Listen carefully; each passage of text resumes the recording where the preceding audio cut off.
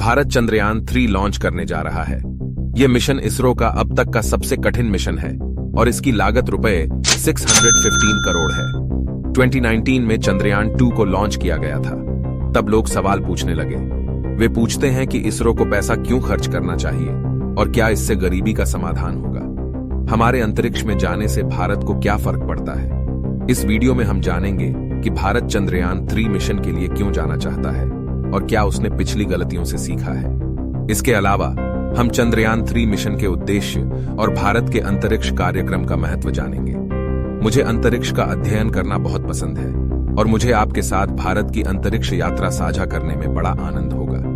यदि आप और इस तरह के दिलचस्प वीडियो देखना चाहते हैं तो हमारे चैनल को सब्सक्राइब करें। यह आपके लिए मुफ्त है, लेकिन इससे हमें बहुत मदद मिलेगी। हमने इस वीडियो को 3 चैप्टर में डिवाइड किया है। चैप्टर 1, चंद्रयान क्यों महत्वपूर्ण है, भारत के स्पेस प्रोग्राम के लिए भी और बल्कि भारत की अर्थव्यवस्था के लिए भी।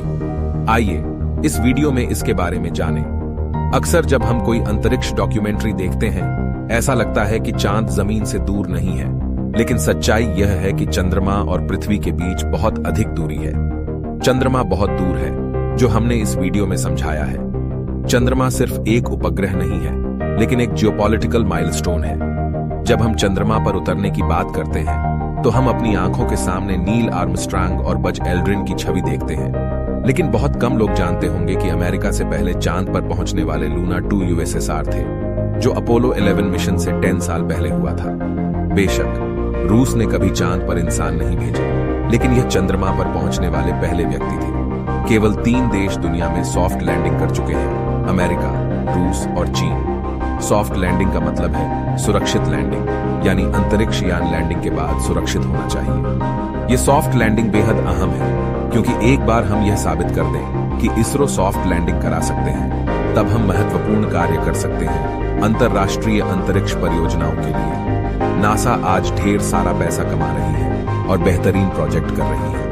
2008 में चंद्रयान 1 के माध्यम से हम चांद पर जरूर पहुंचे, लेकिन यह एक हार्ड लैंडिंग थी, जिससे मून इंपैक्ट जांच की गई। 4 साल पहले चंद्रयान 2 का मुख्य उद्देश्य चंद्रमा पर सॉफ्ट लैंडिंग को अंजाम देना था। चंद्रयान का प्रक्षेपण सफल रहा। वास्तव में हमने सफलतापूर्वक पूरा कर लिया। पृथ्वी से चंद्रमा तक 3,84,400 किलोमीटर की दूरी प्राप्त कर ली थी, लेकिन उतरते वक्त मात्र आधा किलोमीटर चंद्रमा की सतह से दूर होने के बावजूद हम एक सॉफ्टवेयर गड़बड़ी की वजह से नहीं उतर सके। योजना थी कि विक्रम रोवर 14 दिनों तक चंद्रमा की सतह का अध्ययन करेगा और हमें जानकारी भेजेगा, लेकिन संचार उपकरणों की विफलता के कारण मिशन अधूरा रह गया। अब चंद्रयान 3 इन गलतियों को सुधारने की कोशिश करेगा। यह भारत के लिए एक सुनहरा अवसर है, दुनिया को हमारी बेहतर तकनीक दिखाने का। हम इन सभी सुधारों के बारे में चैप्टर 2 में जानेंगे। चैप्टर 2 में एक खास बात है चंद्रयान 3 के बारे में, और वह इसका लैंडिंग स्थान है। पृथ्वी और चंद्रमा एक साइडेड रिलेशन है। तुम्हें तो पता ही होगा कि चंद्रमा पृथ्वी से टाइडली लॉक है, अर्थात चंद्रमा का केवल एक ही पक्ष पृथ्वी पर सदैव दृश्यमान रहता है और दूसरा पक्ष नहीं। चंद्रमा का 41% भाग छिपा रहता है जमीन से। इसी तरह बड़े बड़े क्रेटर भी हैं चंद्रमा के दक्षिणी ध्रुव पर, जहां सूरज की रोशनी नहीं पहुंची है अरबों वर्षों तक। इन क्रेटरों का अध्ययन करके हमें महत्वपूर्ण जानकारी मिल सकती है हमारे सौर मंडल की उत्पत्ति के बारे में। माना जा रहा है कि पानी छिपा हो सकता है इन गड्ढों में। हम छोटी मात्रा के बारे में बात नहीं कर रहे हैं, 100 मिलियन टन पानी। एक ही समय पर इसे आवश्यक संसाधनों का एक स्रोत माना जाता है, जैसे हाइड्रोजन, अमोनिया, मीथेन, सोडियम, पारा और चांदी। यह स्थान एक महत्वपूर्ण पड़ाव बन सकता है आगामी अंतरिक्ष अभियानों के लिए। क्यों अलग है ये मिशन? क्या सुधार हुआ चंद्रयान 2 और चंद्रयान 3 में? 5 पॉइंट्स हैं, हम प्रत्येक को एक एक करके समझेंगे। नंबर 1, पेलोड है। 2019 मिशन में हमारा पेलोड था थोड़ा अधिक जटिल। वहां 3 मुख्य घटक थे, लैंडर, रोवर और ऑर्बिटर। 2023 मिशन में हमारे पेलोड को सरल बनाया गया है। इस बार हमारे पास केवल रोवर और लैंडर हैं। 2019 में हमारा ऑर्बिटर पूरा हुआ इसका मिशन, इसलिए इस बार कोई जरूरत नहीं थी ऑर्बिटर को शामिल करने के लिए। नंबर 2, शक्तिशाली लैंडर। चंद्रयान 3 की टीम ने महत्वपूर्ण सबक सीखा है चंद्रयान 2 की गलतियों से। हमारे लैंडर के पैर पिछले संस्करण की तुलना में अधिक मजबूत बन चुके हैं ताकि यह बेहतर प्रतिरोध कर सके उतरने की और लैंडिंग से बच सके। पहले हमारा इंजन इतना पावरफुल नहीं था, इसलिए यह अपनी गति कम नहीं कर सका और उतरने से पहले समय में वह खुद को सही जगह से करीब 750 मीटर दूर जाने में नाकाम रहा था।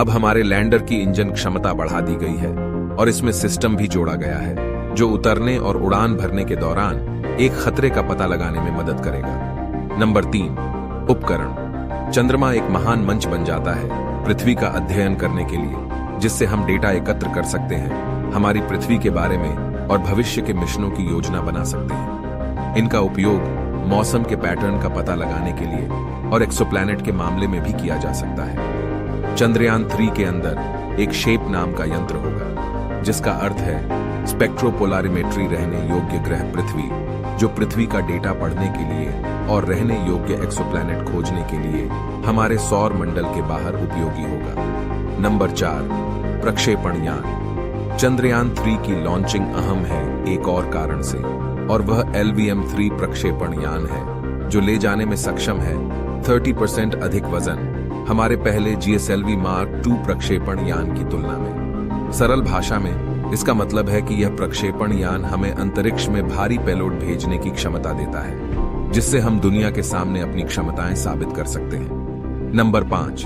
लागत। हमने चंद्रयान 2 को लॉन्च करने के लिए लगभग 870 करोड़ रुपए खर्च किए थे। वैसे यह लागत 3 गुना भारी थी एवेंजर्स से, लेकिन अब हम अधिक कुशल हो गए हैं और चंद्रयान 3 का कुल बजट लगभग 615 करोड़ रुपए होगा। इसका प्रमाण है कि हमारी कार्यक्षमता में सुधार हुआ है और हम अपने विज्ञान और अंतरिक्ष मिशनों के लिए अधिक बजट के साथ तैयार हैं। चैप्टर 3, क्या इसरो पैसे की बर्बादी है? जब भारत ने मंगलयान लॉन्च किया, न्यूयॉर्क टाइम्स ने हमारा मजाक उड़ाया इस कार्टून को प्रकाशित करके। हमारे पास चीन के बारे में ऐसे कार्टून क्यों नहीं है? क्या चीन में गरीबी नहीं है? यूएई को लेकर ऐसे कार्टून क्यों नहीं बनते? क्या यूएई परफेक्ट है?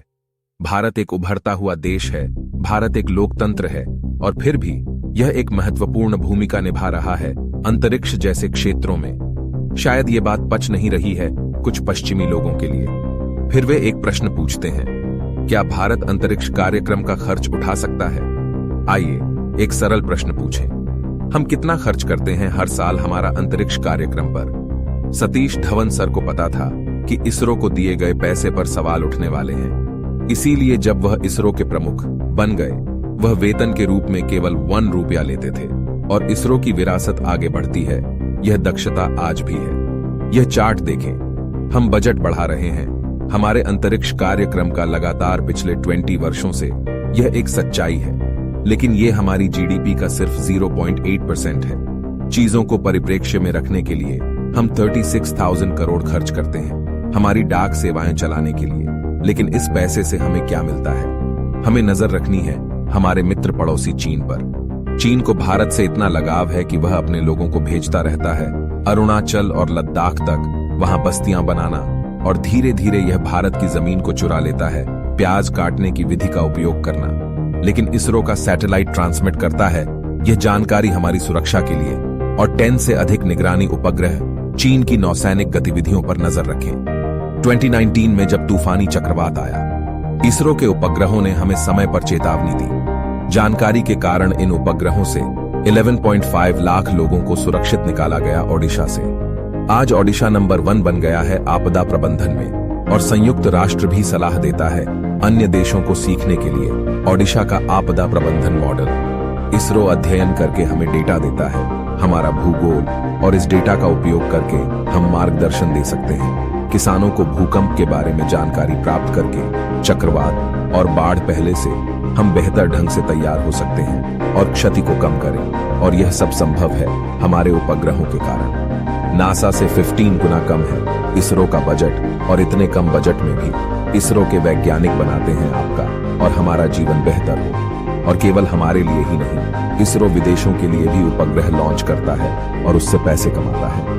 आज तक हमने कुल लॉन्च किया है 28 देशों के लिए 239 उपग्रह। सारी दुनिया में कितना विश्वास है भारत की प्रतिभा और दक्षता में, यह हमारे लिए गर्व की बात है। अंतरिक्ष बन गया है एक बहु अरब डॉलर का उद्योग। चंद्रयान 3 के माध्यम से हम दुर्लभ धातुओं और खनिजों का उपयोग कर सकते हैं मानवता के भविष्य के लिए। वीडियो की शुरुआत में हमने कहा कि इसरो भी महत्वपूर्ण है भारत की अर्थव्यवस्था के लिए। हाल ही में भारत में अंतरिक्ष स्टार्टअप बहुत बड़ा बढ़ावा मिला और इसरो प्रोत्साहित कर रहा है और कई अंतरिक्ष स्टार्टअप का मार्गदर्शन कर रहे हैं, क्योंकि उपग्रह प्रक्षेपण उद्योग बन गया है आज $13 अरब का उद्योग, और यह $24 बिलियन होने जा रहा है अगले 5 वर्षों में। अगर हम पकड़ सकें इस उद्योग का 20% भी, हम 10 गुना पैसा ला सकते हैं हमारे अंतरिक्ष बजट का हर साल भारत को। और विक्रम साराभाई यह जानते थे। वह के रूप में जाना जाता है भारतीय अंतरिक्ष कार्यक्रम के जनक। जब नेहरू जी ने विक्रम साराभाई को बताया कि भारत एक गरीब देश है, हमारी अनेक सामाजिक समस्याएं हैं, हम अंतरिक्ष कार्यक्रम का खर्च वहन नहीं कर सकते, तो साराभाई ने जवाब दिया, हाँ, हम एक गरीब देश हैं, हमारी अनेक सामाजिक समस्याएं हैं और इसीलिए हमें एक अंतरिक्ष कार्यक्रम की आवश्यकता है। यही दृष्टि ले रही है इसरो आज नई ऊंचाइयों पर। जहां दूसरे देश शस्त्रीकरण के लिए स्थान का उपयोग करें, हम इसका उपयोग मानवता की भलाई के लिए करते हैं। अगर आपको इस वीडियो से वैल्यू मिली है और कुछ नया सीखने को मिला, तो फिर हमें सब्सक्राइब करना ना भूलें। आपका एक सब्सक्राइब हमें बहुत प्रेरणा देता है। देखने के लिए धन्यवाद।